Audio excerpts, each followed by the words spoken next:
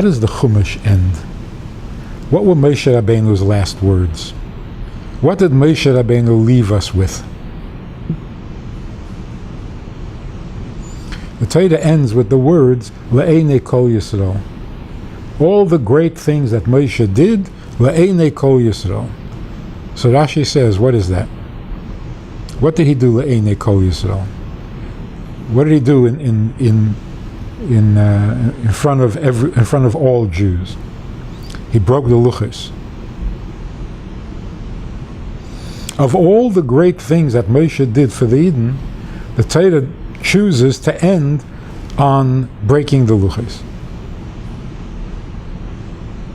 It's almost like Moshe Rabbeinu was saying, now let me tell you what I really think of you. I broke the luchos. Do you hear what this is? He was devoted to his people for 40 years. He put up with all their shtick. He suffered with them. He suffered from them. He suffered because of them. But he remained loyal.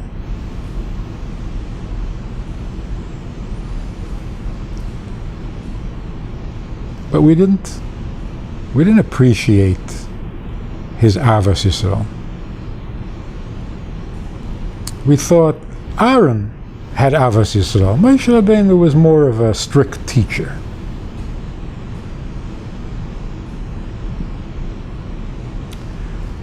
Aaron was a Kohen. Kohen is Chesed. And Moshe Rabbeinu was a Levi, which is Gvura. So he was a strict guy. So the Torah ends by saying, Le'enei Kol Yisrael. If you really want to know what Moshe Rabbeinu thinks of you, he broke the luchos for you. Why did he break the luchos? Because he saw that the Yidden had made an egel, that they had made a graven image, and that's a violation of the contract with the Eibishter, and they could suffer from it. So he broke the contract. He canceled the contract, so that they won't have to suffer for what they did. What does it mean? Moshe Rabbeinu breaks the luchos.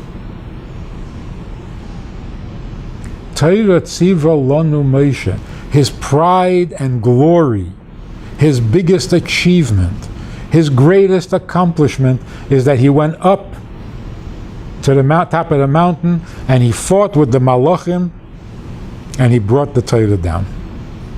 That's Moshe. Torah tziva lanu Moshe.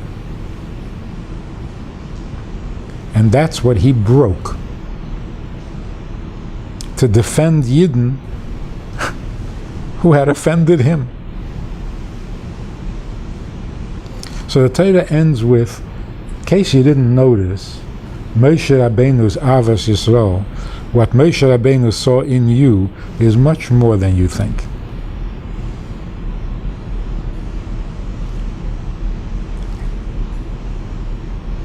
This Maamar does the same. In case you want to know what the Rebbe thinks of you, here's the final Maamar. But in Torah B'Ksav, in Nigla, it's a medrash, it's hidden, it's a hint. In Chassidus, in Pnimius HaTorah, the Pnimius is Begili. So the Rebbe says it right out. It is the nature of every neshama, which is a chelek elokah mimal mamash, that it needs and longs and suffers for Mashiach to come and for the Dira B'Tachtenim to happen, just like the Eibishter.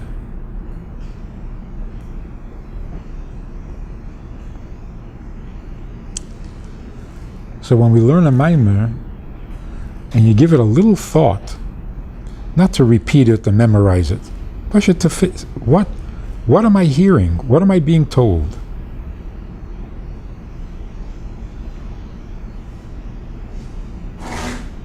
Sometimes even, the Maamar ends with, so we should increase our devotion to Torah. That's the punchline of the Maamar. No, that's not the punchline. That's the consequence. Now that you know what the Maamar said, now you should be inspired to do more mitzvahs. But what did the Maamar say? That you should be inspired?